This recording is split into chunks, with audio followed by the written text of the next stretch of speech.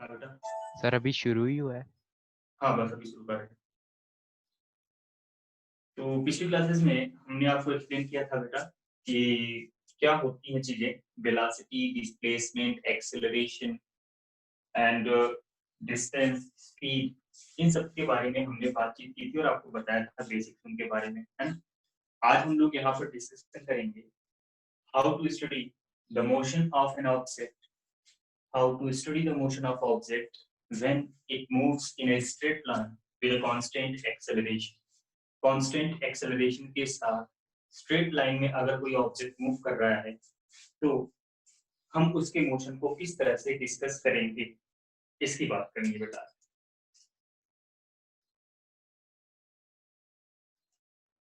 ठीक है, तो हम एक जनरल केस लेंगे और उस केस को डिस्कस करते हुए बेसिक इक्वेशंस ऑफ मोशन यहाँ पर डिराइव करने वाले हैं। ठीक, तो जैसे मान लीजिए कोई भी एक ऑब्जेक्ट है, उस ऑब्जेक्ट ने अपना motion at t is equals to 0 with velocity u start करता है इस डायरेक्शन में and it is has to move along this line. एक स्ट्रेट लाइन में इसको मूव करना है।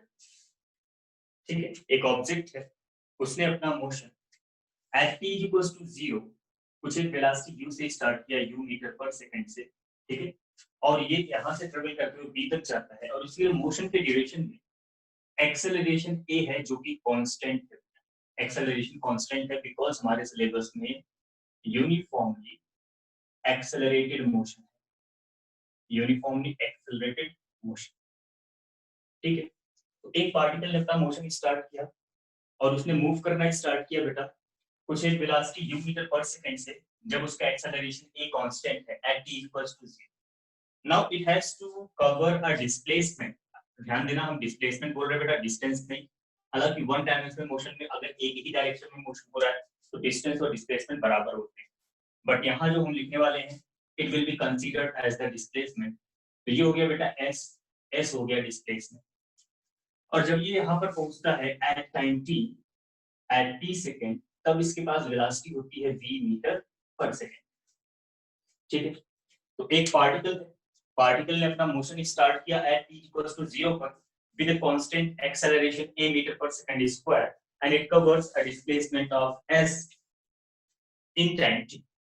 ठीक है बेटा, हमें यहाँ पर पता लगाना है कि कैसे हम इसका फाइनल वेलोसिटी, डिस्प्लेसमेंट, ठीक है ना, और टाइम, इन सब के बीच में रिलेशन कैसे निकालेंगे, u v s a t, इनके बीच में रिलेशन कैसे निकालेंगे।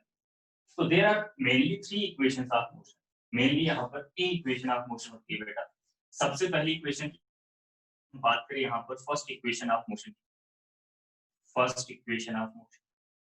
सो how it is going to be solved, first equation of motion. तो देखो बेटा, आपसे बोला गया कि इस पार्टिकल के पास एक्सेलरेशन है a metre per second square का। ठीक है ना, अगर इसके पास एक्सेलरेशन है a metre per second square का, तो as we know that acceleration is equals to dv upon dt। Acceleration होता है बेटा dv अपॉन dt, पिछली क्लास में आपको बताया था।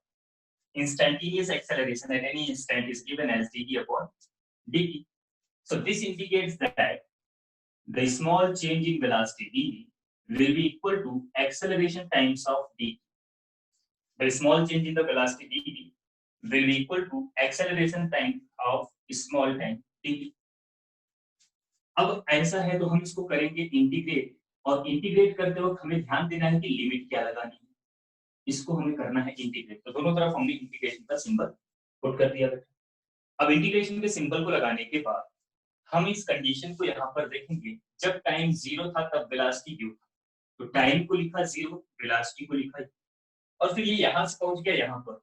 अब जब इसका टाइम t है तब इसका वेलोसिटी v है, तो टाइम हो गया t, वेलोसिटी हो गया v। बोलो इतनी बात समझ में आई? कहीं कोई कंफ्यूजन हो बेटा तो पूछ लेना। अब जो dv है, dv का इंटीग्रेशन क्या होगा, तो इंटीग्रेशन ऑफ dx जो होता है बेटा वो होता है x। इंटीग्रेशन ऑफ dx क्या होता है, x। तो dv का इंटीग्रेशन क्या होगा बेटा, 0। और लिमिट क्या लगी है यहाँ पर, अब क्योंकि हमने इंटीग्रेशन कर दिया तो इंटीग्रेशन का सिंबल हटा देंगे और यहाँ पर लगाएंगे लिमिट u v।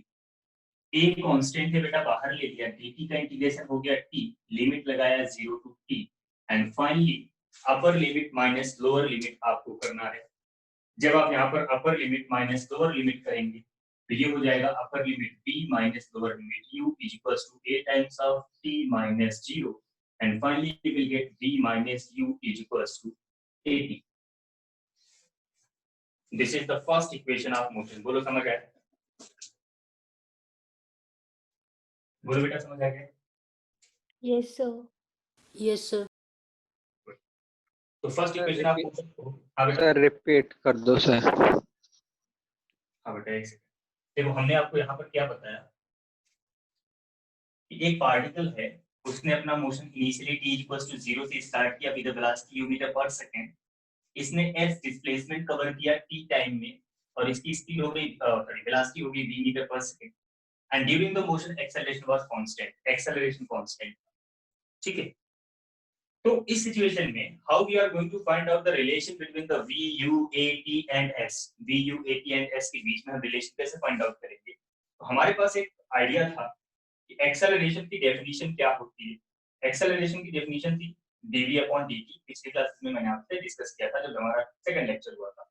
ठीक है, हमने आपको बताया था कि acceleration is given as rate of change of velocity. तो a equals to dv by dt हो गया बेटा, और इसके हमने रीअरेंज किया, रीअरेंज करके हमें क्या मिला, dv equals to a times of d। Rearrange करने के बाद हमें मिल रहा है dv equals to a times of d। तो हमने क्या किया, अब इसको क्योंकि हमें छोटा सा वेलोसिटी चेंज इन वेलोसिटी मिला है, स्मॉल चेंज इन वेलोसिटी हमें यहाँ पर ऑब्टेन हुआ है बेटा। ठीक है ना, dv मतलब बहुत ही स्मॉल चेंज इन वेलोसिटी। तो ये मिल रहा है एक्सेलरेशन टाइम्स ऑफ dt, क्योंकि एक्सेलरेशन कांस्टेंट हमने इसको इंटीग्रेट किया, dv का इंटीग्रेशन हुआ v। लिमिट कैसे लगाई हम, जब इसका मोशन स्टार्ट हुआ टाइम जब था 0 तो वेलोसिटी थी u, तो जब t 0 था तो वेलोसिटी u है, जब टाइम t हो गया तो वेलोसिटी v होगी। ठीक है, इसको इंटीग्रेट किया बेटा, लिमिट हो गई u से v और यहाँ पर हो गया 0 से t। इंटीग्रेशन ऑफ dx होता है x, तो dv का इंटीग्रेशन हो गया कितना बेटा, dv का इंटीग्रेशन हो गया v, dt का इंटीग्रेशन हो गया t, और upper limit minus lower limit किया तो v minus u equals to a t minus 0, मतलब v minus u equals to 8। बोलो समझ आया? सर मुझे ऑडियो नहीं आ रही, मैं रीजॉइन कर रहा हूँ, प्लीज वेटिंग रूम से लेटिंग कर लेना। ओके ठीक है, नो प्रॉब्लम। ऑडियो आ रही मेरी ना बेटा, आप सबको मेरी आवाज आ रही है? Yes, sir. Yes. Yes sir. ठीक है, Yes, sir. Okay. So finally आपको क्या मिला कि initial velocity, final velocity, acceleration और टाइम के बीच का जो रिलेशन है वो v minus u equals to at है। ध्यान देना बेटा, v is the velocity, u is the velocity, a is the acceleration, constant acceleration, p is the time. ठीक है ना, तो सारे टर्म्स की अच्छे से समझ होनी चाहिए जिससे कि आप इसको क्वेश्चंस में आसानी से अप्लाई कर पाओ। ठीक है बेटा, ये इक्वेशन आपको समझ में आ गई।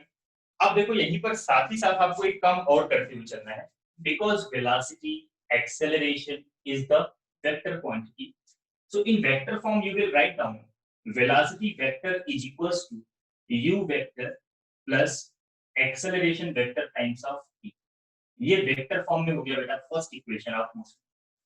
फर्स्ट इक्वेशन ऑफ मोशन हो गया v vector is equals to u vector plus a vector into t, because ये तीनों ही वेलोसिटीज क्या है बेटा, तीनों ही क्वांटिटीज क्या है, वेक्टर है। और क्योंकि हम मोशन इन वन डायमेंशन की बात कर रहे थे इसलिए मैंने इसमें वेक्टर नहीं लगाया, सीधे सीधे लिख दिया v minus u equals to 8। But अगर कभी ऐसे सिचुएशन आ जाए जहां पर वेलोसिटी को वेक्टर, एक्सेलरेशन को वेक्टर कंसीडर करना पड़े क्वेश्चन में, तब आपको इसको ऐसे लिखना होगा। ठीक है, ये नॉर्मल फॉर्म में हो गया, but actual formula is this one. बोलो बात समझ में आ गई? क्लियर है बेटा? Yes, sir. ठीक है, तो ये तो हो गया वेक्टर के फॉर्म में। अच्छा, अब इस चीज को एक बार रियलाइज करते हैं कि ये जो यहाँ पर हमें मिला v equals to u plus at, ये एक्चुअल में है क्या चीज, इसका मतलब क्या है? तो इसको एक एग्जांपल लेकर के मैं आपको समझाता हूँ कि इसका मतलब क्या है। आपको मैंने वेलोसिटी का मतलब समझाया था। वेलोसिटी मतलब हो गया बेटा, अगर 10 मीटर पर सेकंड की वेलोसिटी है तो इसका मतलब ये हुआ कि पार्टिकल हर सेकंड में 10 मीटर कवर कर रहा है। ठीक है ना, अगर वेलोसिटी है तो हर सेकंड 10 मीटर का डिस्प्लेसमेंट हो रहा है। और एक्सेलरेशन के बारे में हमने आपको बताया था, अगर किसी ऑब्जेक्ट का acceleration 2 metre per second square, it means that कि हर सेकंड ऑब्जेक्ट की वेलोसिटी 2 मीटर पर सेकंड बढ़ जा रही है। यही मतलब होता है वेलोसिटी और एक्सेलरेशन का। आप सबको पता है, वेलोसिटी तो आपको समझ में आया होगा। जैसे मैं यहाँ पर एक्सेलरेशन की बात करूं, अगर मैं बात करूं एक्सेलरेशन, तो एक्सेलरेशन आएगा, मान लो हमने बोला कि एक्सेलरेशन है 2 मीटर पर सेकंड स्क्वायर, एक एग्जांपल ले रहा हूं मैं, ठीक है ना, 2 मीटर पर सेकंड स्क्वायर, ये एक्सेलरेशन है बेटा। तो कोई पार्टिकल जो यहाँ पर रेस्ट में था, मान लो इनिशियली इसके पास कोई वेलोसिटी नहीं थी, आपने ये एक्सेलरेशन इस पार्टिकल को प्रोवाइड किया, ये पार्टिकल 1 सेकंड तक मूव कर गया, तो 1 सेकंड के बाद जब आप इसकी वेलोसिटी देखोगे तो कितना हो जाएगा बेटा, 2 मीटर पर सेकंड, क्योंकि ये बता रहा है 2 मीटर पर सेकंड पर सेकंड, ठीक है। एक्सेलरेशन का मतलब जो होता है, एक्चुअल मतलब होता है बेटा, ऐसी अगले 1 सेकंड की बात करोगे, जब अगले 1 सेकंड की बात करोगे, बी से सी पर पहुंचा, अब इसकी वेलोसिटी होगी 4 मीटर पर सेकंड, अगले 1 सेकंड की बात करोगे, इसकी वेलोसिटी हो जाएगी 6 मीटर पर सेकंड। तो ये मतलब होता है बेटा एक्सेलरेशन का, अगर 2 metre per second square acceleration है, तो हर second velocity 2 metre per second increase कर रही है, ठीक है। तो 1 सेकंड में 2 हुआ, 2 सेकंड में 4 हुआ, 3 सेकंड में 6 हुआ, मतलब क्या है, इसकी वेलोसिटी आफ्टर टी सेकंड इसकी वेलोसिटी क्या होगी बेटा, a into t। बोलो सही लिखा है, सही लिखा है ना। 1 सेकंड में 2, 2 सेकंड में 4, 3 सेकंड में 6, मतलब आफ्टर टी टाइम अगर आप देखोगे तो it will B acceleration times of time, ठीक है ना, a into t। अब मान लीजिए अगर यहाँ पर इसके पास कुछ इनिशियल वेलोसिटी होती तो क्या, अगर यहाँ पर इनिशियल वेलोसिटी होती तो क्या होता है, अगर इनिशियल वेलोसिटी होती, इट इज नॉट जीरो, तो मान लो इनिशियल वेलोसिटी इसके पास u होती, u मतलब मान लो 1 मीटर पर सेकंड होता। अब इस सिचुएशन में क्या होता है, इसकी वेलोसिटी जब ये 1 सेकंड के बाद देखते हैं हम इसकी वेलोसिटी को, 1 मीटर पर सेकंड पहले से ही था, ये 2 मीटर पर सेकंड, ये हमें एक्सेलरेशन प्रोवाइड करता और फाइनली इसको मिलता 3 मीटर पर सेकंड यहाँ पर। उसके 1 सेकंड बाद देखते हैं आपको मिलता 5 मीटर पर सेकंड, उसके 1 सेकंड बाद देखते हैं आपको मिलता 7 मीटर पर सेकंड, ठीक है ना, क्योंकि एक्सेलरेशन तो अपना काम करता रहेगा बेटा।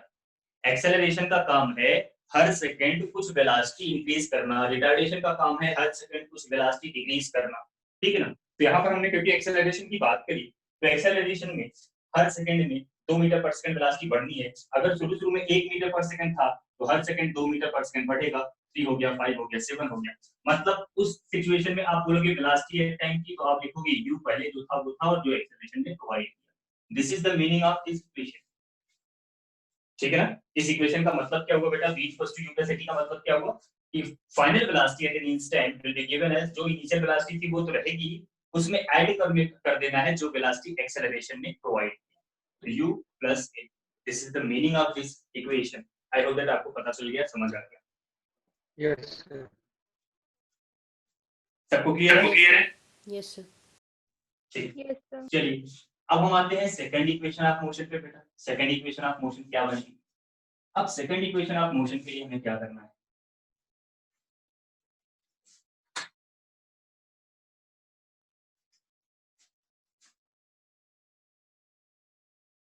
सेकंड इक्वेशन, अब हमने फाइनल वेलोसिटी निकाली थी, सेकंड इक्वेशन में आप लोग डिस्प्लेसमेंट की बातें करते हो कि डिस्प्लेसमेंट कैसे निकालें।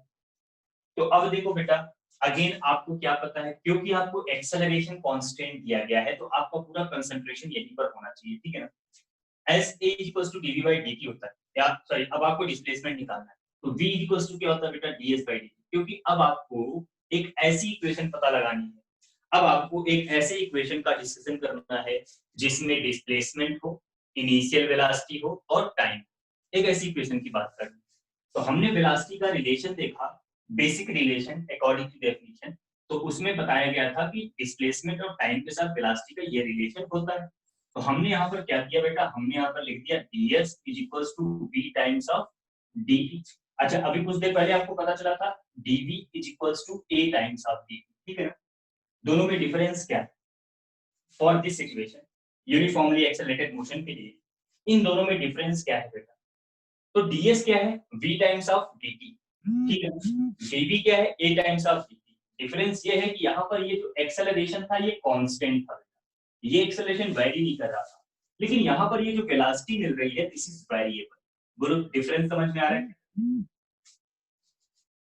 भाई। एक्सेलरेशन तो आपको कांस्टेंट दिया था, लेकिन वेलोसिटी तो वेरी कर रहा है, वेलोसिटी तो टाइम के साथ इंक्रीज कर रहा है अगर एक्सेलरेटेड मोशन है, डिक्रीज कर रहा है अगर रिटार्डेड मोशन, तो वेलोसिटी तो वेरिएबल। तो कांस्टेंट का इंटीग्रेशन आसान होता है, कांस्टेंट को बाहर ले लिया, इंटीग्रेट कर दिया, लेकिन वेरिएबल का इंटीग्रेशन ऐसा नहीं होता है। अब हमें क्या करना होगा, अब हमें इस वेरिएबल की इक्वेशन चाहिए होगी जिसमें आपको, क्योंकि आपको इंटीग्रेशन किसके रिस्पेक्ट में करना बेटा, टाइम के रिस्पेक्ट में, तो आपको इस वेरिएबल की एक इक्वेशन चाहिए टाइम के रिस्पेक्ट में। अनफॉर्चुनेटली आपने अभी उसको डेराइव किया थोड़ी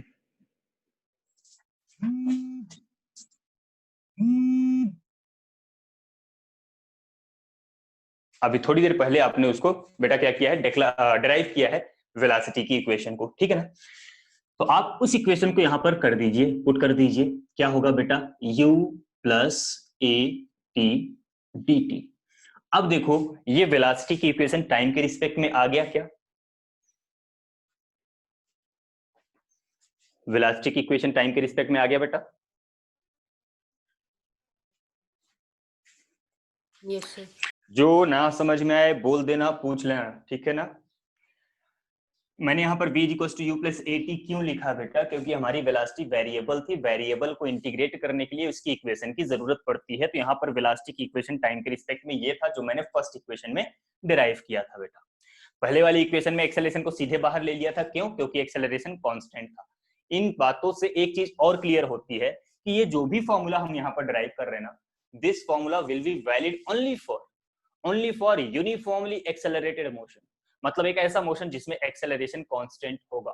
अगर कोई ऐसी सिचुएशन आ गई जहां पर एक्सेलरेशन कांस्टेंट नहीं है, एक्सेलरेशन वेरिएबल है, then you can not use these equations, ठीक है ना। आगे कुछ लेटर के चैप्टर्स में आपको पता चलेंगे कि कुछ ऐसी सिचुएशन आती है जहां पर आप इन फॉर्मूलों को यूज नहीं करते हो, और वो सिचुएशन ऐसी होती है बेटा जहां पर एक्सेलरेशन टाइम के साथ वेरी कर रहा है, कांस्टेंट नहीं है, ठीक है ना। But because we are discussing about the uniformly accelerated motion, तो यहाँ पर एक्सेलरेशन कांस्टेंट था, सीधे कर दिया है, वेलोसिटी वेरिएबल थी उसकी इक्वेशन रख दिया।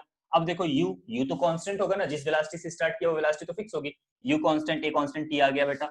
Now integrate this, put the integration symbol on both side, ठीक है ना। अच्छा, इसमें एक काम और कर सकते हैं, मान लो हमारा ऑब्जर्वर यहां पर था, हमारा ऑब्जर्वर कहां था बेटा, यहां पर था। अब जब ये मोशन स्टार्ट हुआ तो ये ऑब्जेक्ट ऑब्जर्वर से कितने डिस्टेंस पर है, मान लिया s1 डिस्टेंस पर, और आफ्टर टाइम t ये ऑब्जर्वर से कितने डिस्टेंस पर है बेटा, s2 डिस्टेंस पर। बिकॉज हमने आपको एक्सप्लेन किया था, हमने आपको बताया था बेटा कि motion is the relative quantity, so at each instant you will be needed observer, an observer, a frame of reference की जरूरत आपको हमेशा पड़ेगी बेटा, ठीक है ना। तो यहां पर भी कुछ ऐसी ही सिचुएशन है, ठीक है, मोशन हो रहा है तो मोशन को कोई ऑब्जर्व कर रहा होगा ना। अब जरूरी थोड़ी ना कि हम जहां खड़े हैं पार्टिकल वहीं से मोशन स्टार्ट करेगा, हम यहां पर खड़े होकर के मून का मोशन डिस्कस करते हैं, है ना। तो ऑब्जेक्ट की सिचुएशन कहीं भी हो सकती है, ठीक है। तो हमने लिया कि एक ऑब्जर्वर यहां पर है, और जब इस ऑब्जर्वर ने इस ऑब्जेक्ट को ऑब्जर्व करना स्टार्ट किया तो ये ऑब्जर्वर से s1 डिस्टेंस पर था, और आफ्टर t टाइम ये s2 डिस्टेंस पर है। तो हम ऐसे भी कर सकते हैं बेटा, क्या करेंगे, at time t is equals to 0 the object position was s1 and at time t is equals to t object position is s2। और आप ध्यान से देख सकते हो बेटा s2 माइनस s1 क्या है, नेट डिस्प्लेसमेंट है, s2 माइनस s1 क्या है, नेट डिस्प्लेसमेंट है। अब देखो u प्लस ए टी है तो u का इंटीग्रेशन क्या होगा, अब यहां नीचे करता हूं मैं, ds का इंटीग्रेशन हो गया बेटा s, और लिमिट हो गई s1 टू s2, और यहाँ u है। अब u क्या है बेटा, कांस्टेंट, ठीक है ना। इंटीग्रेशन में कुछ लोगों को प्रॉब्लम हो सकती है, but Son it will be resolve बहुत ही जल्द, या तो एक्स्ट्रा क्लास हो जाएगी या मैं वीडियो कंप्लीट करके यूट्यूब पे डाल दूंगा।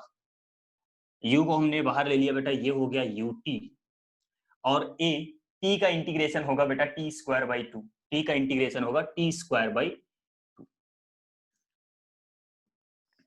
और ये 0 से, so this is the integration. बोलो समझ आया? Yes sir. Yes, sir. Got it? Yes, sir.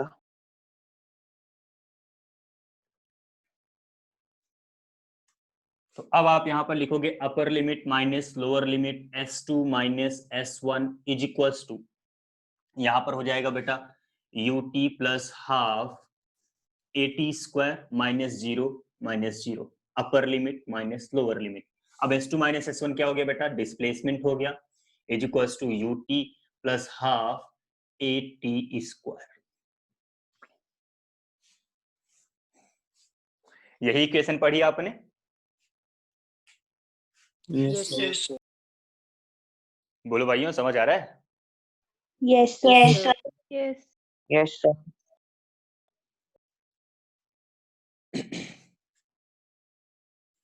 सब ठीक है ना? समझ आ रही बातें? तो ये तो हो गया बेटा जो हमने डिराइव किया for the one dimensional motion. साथ ही साथ it can be written in the vector form as s vector is equals to u vector times of t plus half acceleration vector times of t square. So this is in the vector form. Vector form भी important है, आप लिखते रहना, कभी भी कहीं से भी क्वेश्चन पुट हो जाता है, ठीक है ना? तो s is equals to ut plus half at square. अब इसका मतलब मेरे ख्याल से समझाने की जरूरत नहीं पड़ेगी, आप समझ गए होंगे कि जो नेट डिस्प्लेसमेंट आ रहा पार्टिकल का वो ut है। मतलब अगर पार्टिकल के पास कुछ एक इनिशियल वेलोसिटी है तो इनिशियल वेलोसिटी भी उसको डिस्प्लेस करेगा, और कुछ एक्सेलरेशन है तो एक्सेलरेशन भी उसको डिस्प्लेस करेगा। So this is the velocity due to the displacement due to the initial velocity ut, and this is the displacement due to the acceleration, और टोटल डिस्प्लेसमेंट दोनों को ऐड कर दिया। Much better it will be ut plus half at square vector के फॉर्म में। Sir बोलो बेटा, समझ आई बात? सर एक्सक्यूज मी सर, ये डेरिवेशन आप फर्स्ट टाइम कर रहे हो ना, क्योंकि 2 दिन की क्लास में तो डेरिवेशन नहीं कराई गई होगी, बट ये डेरिवेशन आपके लिए इंपॉर्टेंट है। भले ही आप डमी स्टूडेंट हो, लेकिन कभी नहीं कभी टेस्ट देने तो जाओगे ही, तो ये सब इस एग्जाम में आपसे पूछा जाता है बेटा। सर तो आई होप दैट कि आपको समझ आ गया बेटा। बोलते रहना, कहीं कोई दिक्कत हो तो। आप में से कोई कुछ बोल नहीं रहा है? सर आपका स्पीकर बंद है? अरे एक सेकंड बेटा, तो कुछ पहले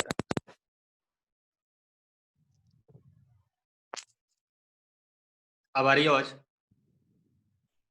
सर रही है। ठीक है, अब बेटा बोलो। सर जो आपने S2 माइनस S1 लिखा ना वहां पर, तो हाँ। -0 क्यों किया?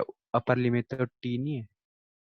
हाँ बेटा, अपर लिमिट t है, तो ये पूरी की पूरी इक्वेशन देखो, ये पूरी की पूरी इक्वेशन आपको मिला, क्या दिख रहा है ना? हाँ, आपको मिला s is equals to ut plus half at square. ये इंटीग्रेट करके आपको कुछ मतलब s क्या कुछ भी मान लो कुछ एक y वैल्यू मिली आपको, ये पूरा का पूरा मिला। अब मैं आपसे बोलूं कि इस y की वैल्यू बताओ y at t, तो यही मिलेगा। अब मैं बोलूं y at 0 बताओ बेटा, तो जब जहां टाइम है वहां 0 रखोगे तो 0 प्लस 0 मिलेगा। अब यही हो गया अपर लिमिट और ये हो गया लोअर लिमिट, इसमें से इसको माइनस किया, तो ये अपर लिमिट कितना पोर्शन है माइनस लोअर लिमिट कितना पोर्शन है, लोअर लिमिट 0 था इसलिए 0। ठीक है sir, thank you sir. Sir u plus 80 के एक बार इंटीग्रेशन बता दो, u प्लस 80 का इंटीग्रेशन। ओके बेटा, आपने पहले इंटीग्रेशन पढ़ा है उधर?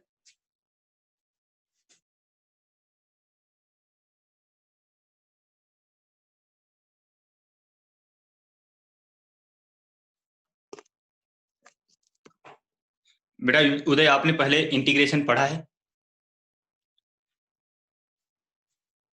यस, ओके, तब ठीक है। देखो क्या है, मान लो अगर मैं आपसे बोलता कि इंटीग्रेट 3 प्लस 2x dx, ऐसा बोलता मैं, तो यहाँ पर देखो क्या है, 3 कांस्टेंट है, 2 कांस्टेंट है। पहले हम 3 का इंटीग्रेशन करते फिर 2x का करते, मतलब ये होता है integration of 3 times of dx plus integration of 2x dx। अब बेटा ये 3 कांस्टेंट के बाहर ले लिया, dx का इंटीग्रेशन x हो गया तो 3 into x हो गया। 2 कांस्टेंट के बाहर ले लिया, x का इंटीग्रेशन x स्क्वायर बाय 2 हो। So this is the integration of 3 plus 2x. It is something like that. यहाँ पर u कांस्टेंट है, a कांस्टेंट है, तो u को बाहर लिया, dt का इंटीग्रेशन t, तो ut आ गया। a कांस्टेंट है, बाहर लिया t का इंटीग्रेशन t स्क्वायर बाय 2 आ गया। बोलो समझ आया?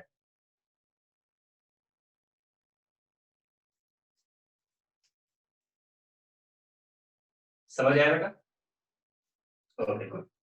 So this is the equation for the displacement as it equals to ut plus half at square. Ut is the displacement in the particle because of initial velocity, and at square by 2 is the displacement in the particle because of the acceleration, and that's why the total displacement is ut plus half at square. I hope that आपको समझ आ गया होगा बात। Yes, sir. Good. अब चलिए next बात करते हैं बेटा, थर्ड इक्वेशन की बात करते हैं। हमने किसके किसके बीच में रिलेशन निकाला? VUT SUAT, VUAT का रिलेशन हो गया, SUAT का रिलेशन हो गया। अब बच रहा है VUA और S का रिलेशन। मान लो कभी कभी ऐसी सिचुएशन आ जाए जब आप टाइम ना मेजर कर पाओ, आप सिर्फ डिस्प्लेसमेंट मेजर कर रहे हो, आपने सिर्फ डिस्प्लेसमेंट मेजर किया बेटा, या फिर आपने सिर्फ वेलोसिटी एक्सेलरेशन यही मेजर किया, टाइम मेजर नहीं कर पाए, तो थर्ड इक्वेशन एक बना देते हैं। थर्ड इक्वेशन, अब थर्ड इक्वेशन आप सबने पढ़ा है, आपको पता है कि उसमें टाइम नहीं होता बेटा, उसमें केवल इनिशियल वेलोसिटी होता है, फाइनल वेलोसिटी होता है, डिस्प्लेसमेंट होता है, टाइम नहीं होता है। तो हमारी स्टार्टिंग भी बिल्कुल वैसी होगी डेरिवेशन की, क्योंकि डिस्प्लेसमेंट की बात हो रही है तो चाह का माइक म्यूट माइक हो गया। म्यूट हो गया।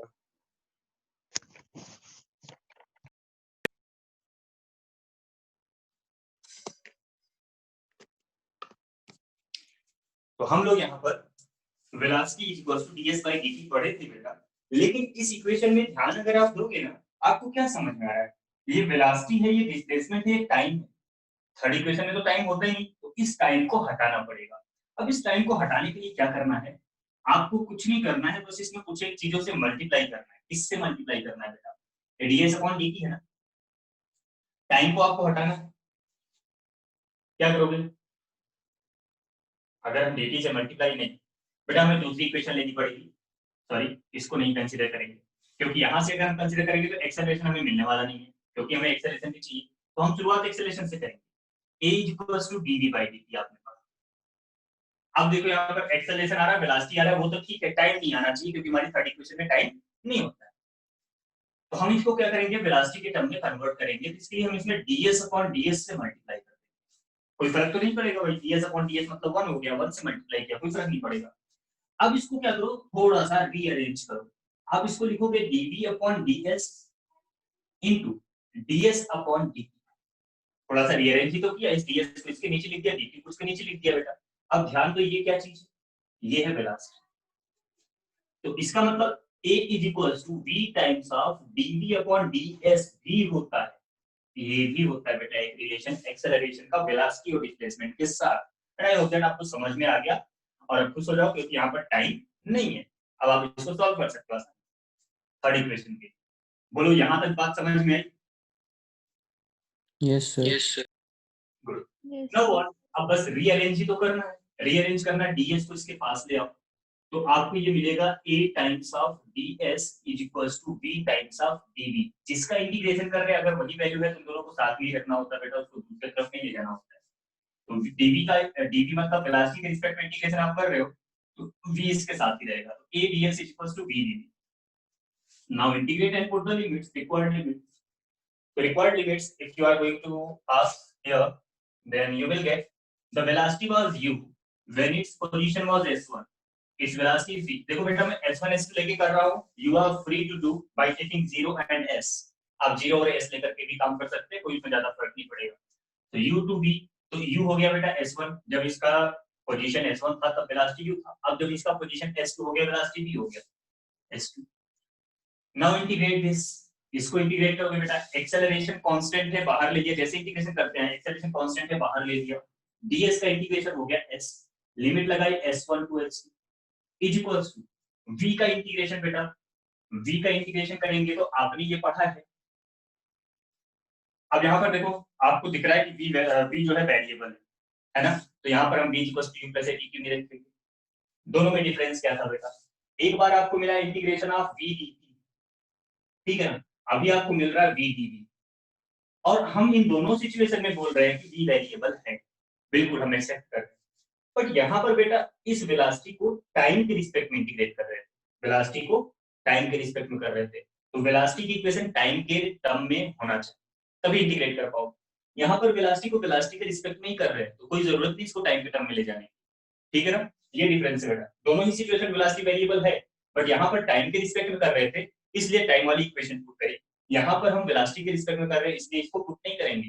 ये तो सिंपल ऐसे ही हो गया ना, integration of x dot dx, जिसका कर रहे हैं उसी के रिस्पेक्ट में कर रहे हैं, फॉर्मूला लगाओ सीधे, ठीक है। सो दैट्स व्हाई यहाँ पर हम v की जगह वो पुट नहीं करेंगे। अब v का इंटीग्रेशन क्या होगा बेटा, v स्क्वायर बाय 2,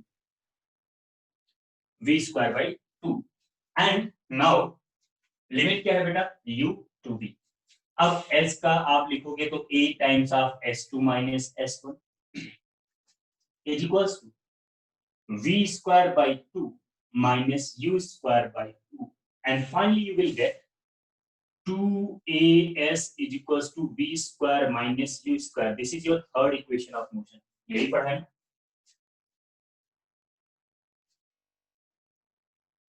यही पढ़ा है, समझ आई बात? Yes, sir. So how can we write it in vector form? इसको हम वेक्टर फॉर्म में कैसे लिखेंगे? तो बेटा देखो, डॉट प्रोडक्ट होता है वेक्टर का, शायद आपने पढ़ा होगा.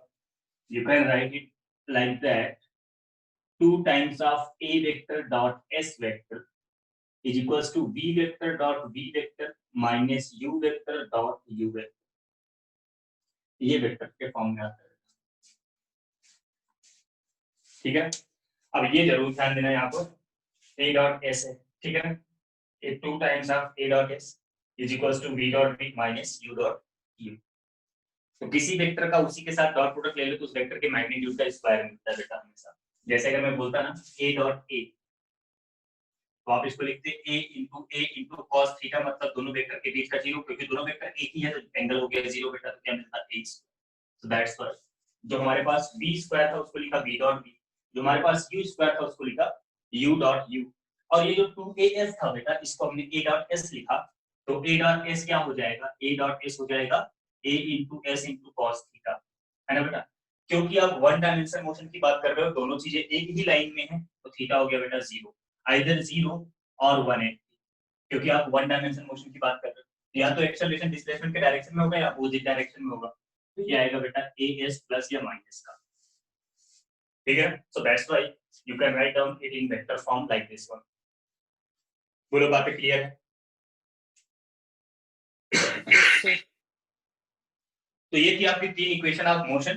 मेनली आपको ये इक्वेशन ऑफ मोशन याद रखना है और वेक्टर फॉर्म भी याद रखना है, और साथ ही साथ आपको ये याद रखना है कि these equations are going to be applied only in the cases when acceleration is constant, otherwise you cannot use these equations, ठीक है ना. हालांकि अभी हमारा जो टॉपिक होगा, जो हम लोग कवर करने वाले 2-3 लेक्चर्स में, वो मोशन इन मंडी की ही बात होती रहेगी. तो in all that cases you can easily apply that, ठीक है ना. आप आसानी से ये फॉर्मूले यूज करेंगे, बट फिर भी इंस्टेड आप आगे जब भी पढ़ोगे तो आपको ध्यान रखना है कि ये सारी इक्वेशन केवल तभी एप्लीकेबल है जब एक्सेलरेशन कांस्टेंट होगा. तो ये 3 इक्वेशन आपको पता चल गई बेटा, और आई होप दैट कि आपको यहाँ पर कोई दिक्कत नहीं आई, ठीक है. अब इन 3 इक्वेशन के साथ साथ एक और इक्वेशन आपको बताई जाती है. ये 3 तो आपकी मेन इक्वेशन हो गई. एक और इक्वेशन की बात होती है displacement of particle at nth second. अगर मान लो ऐसे यूनिफॉर्मली एक्सेलरेटेड मोशन की बात कर रहा हूं, अगर आप एट nth सेकंड की बात करोगे तो nth सेकंड में डिस्प्लेसमेंट कैसे कितना आएगा ये बता. Anybody have any idea how to find out that fourth equation of motion? Fourth equation of motion जो है बेटा वो क्या है? Fourth equation.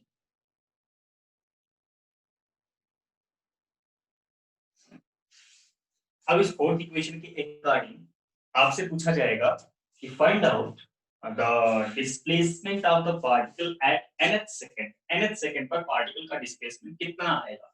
nth सेकंड और nth सेकंड दोनों में डिफरेंस क्या है? Consider the same situation. मान लीजिए पार्टिकल ने यहां से अपना मोशन स्टार्ट किया with the velocity u metre per second, ठीक है, at t equals to 0. Particle अपना मोशन स्टार्ट किया फ्रॉम पॉइंट A. अब ये ट्रेवल करता गया बेटा, ठीक है, चलते चलते ये पहुंच गया यहाँ पर, बस ये स्ट्रेट लाइन में चल रहा था. यहाँ पर टाइम हो गया t और वेलोसिटी हो गई v. तो हमने बोला कि जब ये a से b तक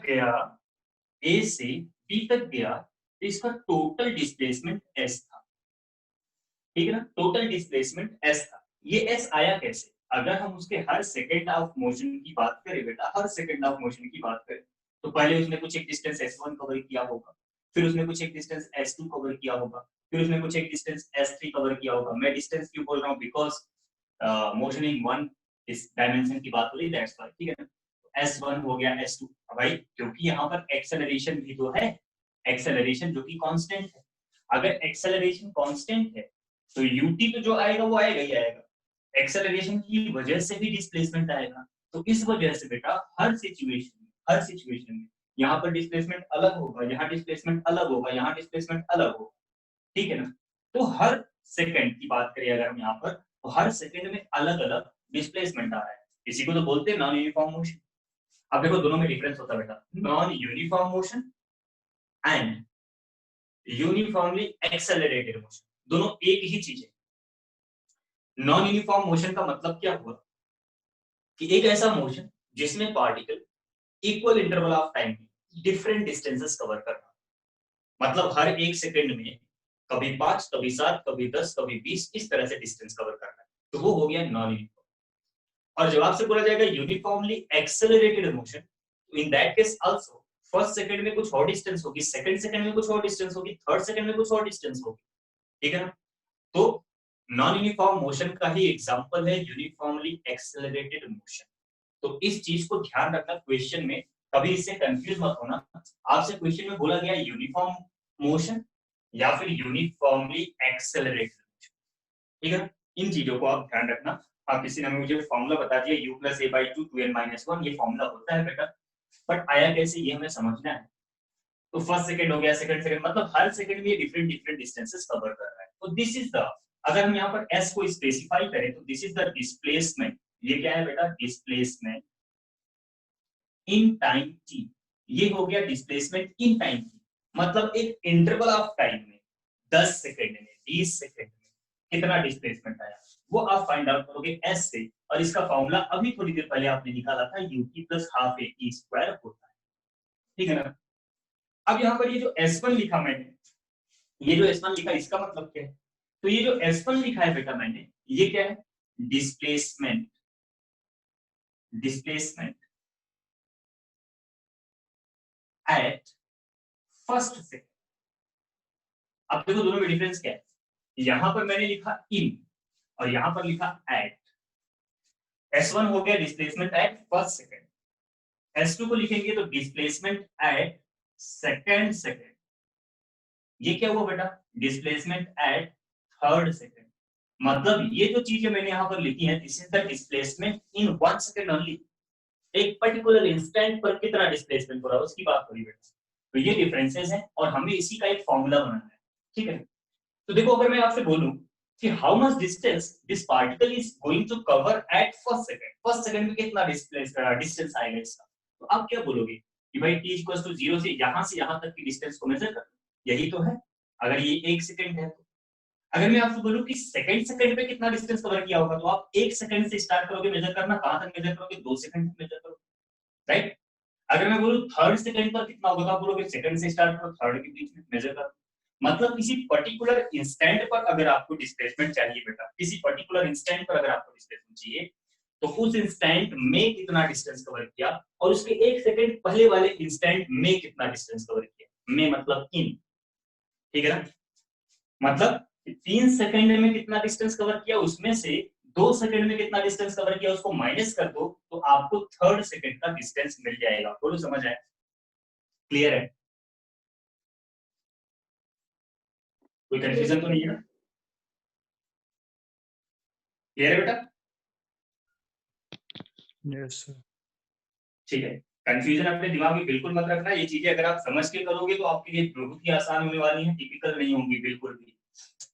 तो अब ऐसे ही मान लो एक जनरल कोई हमने nth सेकंड ले लिया, so displacement at, I'm not going to do it by the integration method because ये तो आपसे स्कूल एग्जाम में पूछा नहीं जाएगा और कंपटीशन में आपसे डेरिवेशन पूछी नहीं जाती, तो दैट्स व्हाई हम एक नॉर्मल मेथड आपको समझा करके उसके हिसाब से आपको कर दे रहे हैं।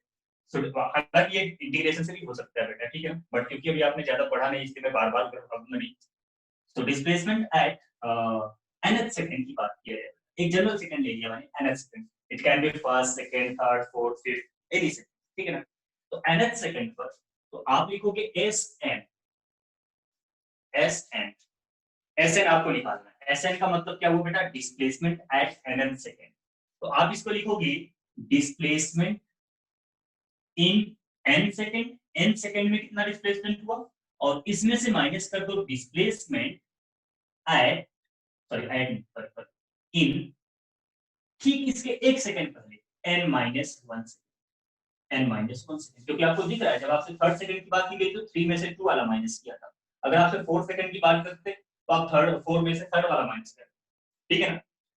तो डिस्प्लेसमेंट इन n सेकंड निकाला बेटा और उसमें से माइनस कर दिया डिस्प्लेसमेंट इन n-1 सेकंड, तो आपको मिल जाएगा nth सेकंड पे कितना डिस्प्लेसमेंट आया। तो simple you will write down u into n plus half a m square, भाई t की जगह क्या रखोगे, n रखोगे, ut plus half a t square, ठीक है ना। इसमें से आपने माइनस किया बेटा, क्या लिखोगे, u n-1 plus half a n-1 का whole square. Now solve this, तो ये हो जाएगा बेटा un plus an square by 2 minus un minus u plus a by 2 n square plus 1 minus 2n, bracket को ओपन कीजिएगा, आपको मिलेगा un plus an square by 2 minus un plus u minus an square by 2 minus a by 2 plus an, ये आपको bracket open करने के बाद मिला बेटा, जिसमें से u and an square by 2 cancel out हो गया। तो फाइनली आपके पास क्या बचा, फाइनली आपके पास बचा Sn is equals to क्या बच रहा है, u minus a by 2 plus an, तो Sn is equals to u plus a by 2 ले लिया कॉमन बेटा, a by 2 ले लिया कॉमन, अगर a by 2 कॉमन ले लिया तो यहाँ बचा 2n minus 1, so this is the equation what you had been discussed। बोलो समझ आया? Yes, sir. सर आपने n-1 क्यों किया सर? यहाँ पर नहीं सर, वो डिस्प्लेसमेंट इन n-1 सेकेंड। हाँ सर। देखो वही चीज मैंने सबसे पहले आपको एक्सप्लेन किया था बेटा, अगर मान लो ये है, ये पहले सेकंड में इसने डिस्टेंस s1 कवर किया, दूसरे सेकंड में इसने डिस्टेंस s2 कवर किया, ये s3 हो गया, ये सब मैंने लिखा था। अगर मैं आपसे बोलता कि what is this distance at second कितना डिस्टेंस कवर किया, तो आप मोशन कहां से स्टार्ट हो रहा है, यहाँ से स्टार्ट हो रहा है ना, मोशन कहां से स्टार्ट हो रहा है, यहाँ से स्टार्ट हो रहा है, यहाँ से 2 सेकंड का टोटल डिस्टेंस निकाल लेते आप, फिर उसमें से यहाँ से 1 सेकंड का टोटल डिस्टेंस निकाल लेते आप और माइनस कर देते, बोलो यही करते, तो ये आ जाता। Yes sir. सिमिलरली बेटा अगर थर्ड सेकंड की बात करता मैं, तो आप यहाँ से 3 सेकंड का टोटल डिस्प्लेसमेंट निकालते और फिर 2 सेकंड का निकालते और फिर इसमें 3 में से 2 सेकंड को माइनस करते तो थर्ड सेकंड मिल जाता, मिलता बेटा। तो ऐसे अगर nth सेकंड की बात करेंगे तो n सेकंड का निकाल लो और उसमें से माइनस कर दो n-1 सेकंड का, समझ आया? Yes sir. तो ये सारी बातें आपको क्लियर होगी बेटा, तीनों इक्वेशन ऑफ मोशन और साथ ही साथ ये फोर्थ इक्वेशन ऑफ मोशन, ये चारों बातें आपसे समझ में आ गई, आपको क्लियर है यहाँ पर, है ना? Yes sir. गुड। तो चलिए कुछ एक दो पॉइंट्स लिखते हैं बेटा and then we will come to the questions. Basically ये चैप्टर जो है क्वेश्चंस पर ही डिपेंड करता है, फॉर्मूले तो आप सबने पढ़ लिया समझ लिया, लेकिन बाकी चीजें जो बाकी अंडरस्टैंडिंग है ना वो क्वेश्चन से आता है, variety of questions and I have too many questions, similar question एक भी नहीं होंगे, अलग अलग वैरायटी के क्वेश्चन कराएंगे, बट हाँ आप उसको देखेंगे पढ़ेंगे तो आपको समझ आ जाएंगी चीजें, बट वहां पहुंचने से पहले 2 पॉइंट आप लिखेंगे, 2 पॉइंट्स क्या क्या। सबसे पहले देखो बेटा, कभी कभी ऐसे एग्जाम में आ जाता है, छोटी मोटी बातें हो जाती है कभी कभी, तो अगर मान लो मैं यहाँ पर बोलूं if a body starts from rest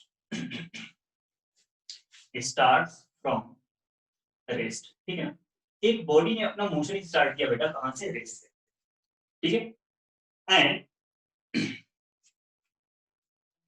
rest with uniform acceleration. अब कंडीशन देखो मुझे वही बनानी पड़ेगी जो हमने पढ़ा है, यूनिफॉर्म एक्सेलरेशन, ठीक है, then ratio of displacement in लिखा देखो बेटा, in 1 second 1 second, 2 second, 3 second and so, ठीक है। क्या आएगा रेशियो, कोई बता सकता है मुझे? अगर किसी बॉडी ने रेस्ट से अपना मोशन स्टार्ट किया है, तो what will be the ratio of displacement in 1 second, 2 second, 3 second? 1 3 5 7। Okay, good. Anybody else, कोई और बताना चाहेगा? क्या बेटा, क्या बोल रहे हो? 1 3 5 7। चलो, कई सारे लोगों ने मुझे बताया 1 3 5 7, ठीक है। चलिए सेकंड केस लेता हूं बेटा। If a body starts from rest, ठीक है ना, same situation, from rest with uniform acceleration, वही same situation, uniform acceleration, then ratio of displacements, ratio of displacements at first second, second second, third second and so on. अब बताओ बेटा,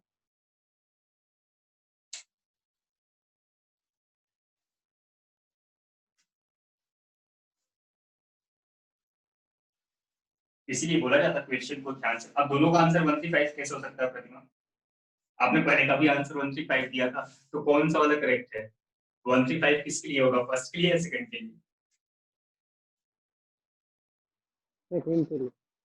बिल्कुल, this is the mandatory thing कि जब आप question को solve कर रहे हैं ना, क्वेश्चन को ध्यान से पढ़ना सबसे इंपॉर्टेंट होता है। यहाँ पर बात हो रही है इन की और यहाँ पर बात हो रही एट की। इन में इन का फॉर्मूला, एट में एट वाला फॉर्मूला, इन में इन वाला फॉर्मूला लगाते हैं। देखो इन वाला क्या था, s is equals to ut plus half a t square, यही था ना। इन टी सेकंड कितना डिस्टेंस कवर करेगा, तो ut plus half a t square लिखोगे आप। अब क्योंकि इनिशियल वेलोसिटी क्या होगी बेटा, 0, तो s is equals to half a t square हो गया, which indicates that the displacement is proportional to t square because acceleration is constant. बोलो समझ आया? Yes, sir. Yes. So now the ratio will be given as S1, S2, S3 and so on will be 1, S2 2 square, S2 3 square and so on, which will be 1 S2 4 S2 9 and so on. This is the ratio of the first case. And जब आपसे second case की बात होगी बेटा, body starts from rest, uniform acceleration, displacement at first second third seconds, है ना। तो at का मतलब हुआ बेटा Sn is equals to u plus a by 2 2n minus 1। अभी भी पढ़ा आपने, because initial velocity क्या है बेटा, 0 है, so it means that s is equals to a by 2 2n minus 1 लगाओगे, and because acceleration constant है तो s is proportional to 2n minus 1 आ गया बेटा। अब इसके हिसाब से जब आप लिखोगे यहाँ पर S1 S2 S2 S2 S3 and so on, तो यहाँ 1 रखोगे तो 1 आएगा बेटा, 2 रखोगे तो 3 आएगा बेटा, 3 रखोगे तो 5 आएगा, 4 रखोगे तो 7 आएगा एंड सो ऑन। तो ये रेशियो होगा। इसका मतलब समझ पा रहे हो? इसका मतलब ये है कि अगर इस सिचुएशन का डिस्कशन आप कर रहे हो ना, इस सिचुएशन में ये जो डिस्टेंसेस इन 1 सेकंड 2 सेकंड, अगर 1 सेकंड इसने कवर किया 1 मीटर, तो सेकंड सेकंड में 2 सेकंड में कवर करेगा कितना बेटा, 4 मीटर, 3 सेकंड में कितना कवर करेगा, 9 मीटर, 4 सेकंड में 16 मीटर, इस तरह से, ठीक है, इस तरह से। मतलब अगर एक्सेलरेशन 1 है, मतलब अगर मैं यहाँ पर एग्जैक्टली ये पता लगाऊं कि कितना डिस्टेंस ये कवर करेगा, ये तो रेशियो हो गया। डिस्टेंसेस की बात करूं अगर मैं आपको, यहाँ आ जाएगा, ठीक है, डिस्टेंस डिस्प्लेसमेंट्स की बात करूं, टोटल बेटा, टोटल डिस्प्लेसमेंट्स कितना आएगा, तो आप क्या लिख सकते हो, S1 आएगा बेटा a, S2 आएगा बेटा कितना 4a, S3 कितना आएगा बेटा 9a। ये इसका मतलब है, ऊपर तो रेशियो है और नीचे क्या लिखा मैंने, टोटल डिस्प्लेसमेंट कितना आएगा, ठीक है। ये दोनों चीज, क्योंकि ये सारी चीजें छोटी छोटी ट्रिक्स बन जाती है, आगे चल करके आपके क्वेश्चंस में काफी हेल्पफुल होती है आपके लिए। आपको ये वैल्यूज पता होंगी तो आप आसानी से, अगर आपसे बोला जाए displacement in 4 second, in that case आप लिखोगे 16। क्यों, कब बेटा, जब ये रेस्ट से स्टार्ट करेगा और एक्सेलरेशन यूनिफॉर्म हो। ठीक है ना। और इस सिचुएशन में क्या आएगा, इस सिचुएशन में आप लिखोगे S1 कितना बेटा a/2, S2 कितना बेटा 3a/2, S3 कितना बेटा 5a/2 एंड सो ऑन। ठीक है ना। तो इस तरह से एग्जैक्ट वैल्यू अगर आपसे पूछ दिया जाए, रेशियो ना पूछा जाए, एग्जैक्ट वैल्यू अगर मैं आपसे ऐसे पूछ लूं कि एक पार्टिकल रेस्ट से स्टार्ट करता with the acceleration 5 metre per second square which is constant, so what is the distance covered by the particle eight 5th second, तो आप सीधे लिखोगे 5th का मतलब हो गया 5 to the 10 minus 1 9, 9 times of a/2, 9 into 5/2 45/2, सीधे आ गया आंसर। ठीक है बेटा। तो देखो S3 सॉरी मैंने ये पूछा था 5th सेकंड, एक सेकंड बेटा, हाँ ठीक है सही लिखा, बोलो समझ आ रही है बात। तो ये दोनों ही पॉइंट्स को आप समझ करके चलेंगे अच्छी तरह से। ये मैंने जो लिखा है 149 ये रेशियो हो गया और ये एक्चुअल डिस्प्लेसमेंट्स हो गई। ठीक है ना, नीचे वाली एक्चुअल डिस्प्लेसमेंट्स हो एक्सेलरेशन की वैल्यू पुट करने के बाद। तो आई होप दैट आपको समझ आ गया बेटा। Yes, sir. गुड। तो चलिए एक और क्वेश्चन ले लेते हैं छोटा सा।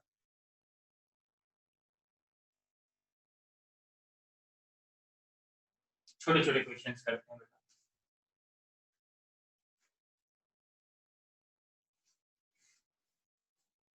मान लो कोई एक पार्टिकल है, छोटे छोटे इलस्ट्रेशन अभी लेते हैं, बढ़िया क्वेश्चन भी आगे आएंगे लेकिन पहले कंसेप्ट क्लियर हो जाए उसके बाद।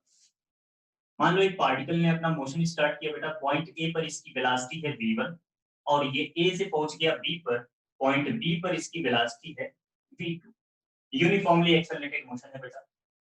तो यहाँ पर इसका ये जो सी है बेटा मिड पॉइंट, सी क्या हो गया मिड पॉइंट।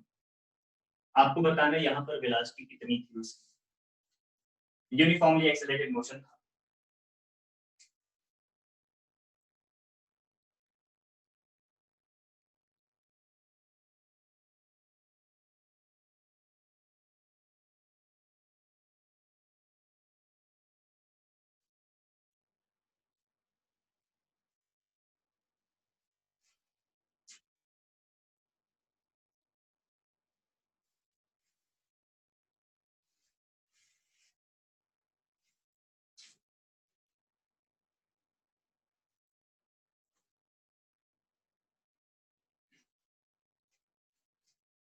फाइनल आंसर आएगा, कभी भी आपका जो फाइनल आंसर आएगा वो हमेशा उन्हीं वैल्यूज के टर्म में होगा जो क्वेश्चन में गिवन होंगी। ठीक है ना, ये नहीं कि क्वेश्चन में v1 v2 दिया था और आप आंसर डिस्प्लेसमेंट या टाइम के टर्म में दे रहे हो, नहीं वो आंसर सही तो है लेकिन केवल तब जब आपको क्वेश्चन में गिवन होता कि हाँ डिस्प्लेसमेंट गिवन है, टाइम गिवन है, इन दैट केस अदरवाइज नहीं है। बात समझ में आई? बात समझ आ गई? Yes, sir. Yes, sir. तो हमेशा अपना आंसर उसी टर्म में रखना बेटा जो आपसे क्वेश्चन में दिया गया है, उसके अलावा तो कोई आ ही नहीं सकता है फाइनल आंसर में कभी भी। ठीक है ना। हाँ कुछ एक ऐसे कांस्टेंट होते हैं जिसके बारे में जैसे जी की वैल्यू है, वो दे या ना दे आप आंसर जी के टर्म में लिख सकते हैं, लेकिन जो चीजें हमारा यूनिवर्सल कांस्टेंट नहीं है उनको तो आप बिल्कुल अपने क्वेश्चन के फाइनल आंसर में नहीं लिख सकते अगर क्वेश्चन में इंफॉर्मेशन उसके अबाउट में नहीं है तो। ठीक है ना। एक और क्वेश्चन लेता हूँ, लास्ट क्वेश्चन, फिर आपकी क्लास छोड़ दूंगा। ठीक है, फिर कल हम लोग बहुत अच्छे अच्छे क्वेश्चन करने वाले हैं, बहुत सारी बेसिक बातों की बात करेंगे, कंसेप्ट्स की बात करेंगे। ठीक है, तो मान लीजिए हमारे पास 2 ट्रेन है, 2 ट्रेन है बेटा, मैं ऐसा क्वेश्चन देता हूँ एक।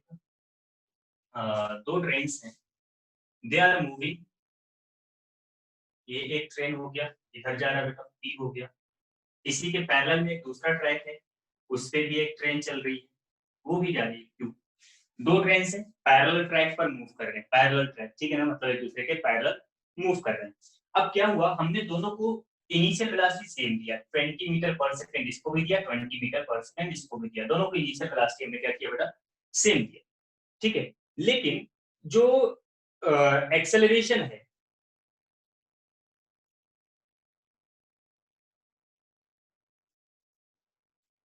एक्सेलरेशन, ऐसे ओवरटेकिंग की बात कर लेते हैं, एक्सेलरेशन ओवरटेकिंग की बात, अगर दोनों सेम स्पीड से चल रहे पैरेलल ट्रैक पे एट द सेम इंस्टेंट तो दोनों एक दूसरे के पैरेलल चल रहे होंगे बेटा। ठीक है ना। अभी पी ने डिसाइड किया कि हम इसको ओवरटेक करते हैं, क्यू को ओवरटेक करते हैं। ठीक है ना, तो पी ने डिसाइड किया क्यू को ओवरटेक करने के लिए और पी ने अपनी ट्रेन को एक एक्सेलरेशन प्रोवाइड कर दिया बेटा, इसने अपने आप को एक एक्सेलरेशन प्रोवाइड कर दिया, मान लो 1 मीटर पर सेकंड स्क्वायर, ठीक है ना।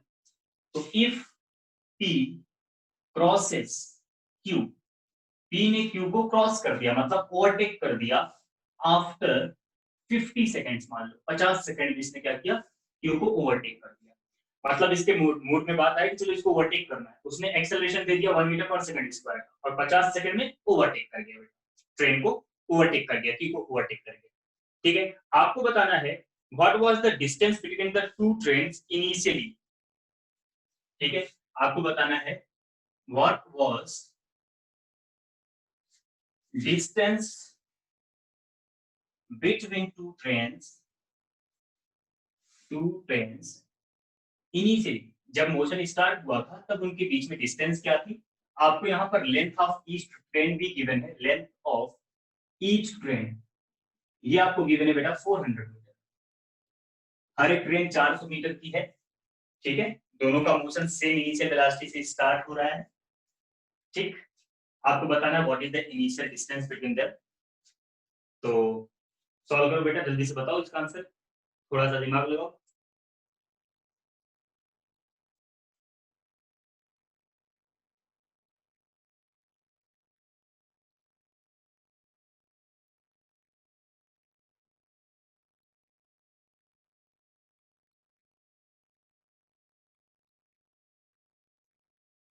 ये एनसीईआरटी वाला क्वेश्चन होगा शायद, एनसीईआरटी में है ये क्वेश्चन, बेसिक्स हैं ये सारे।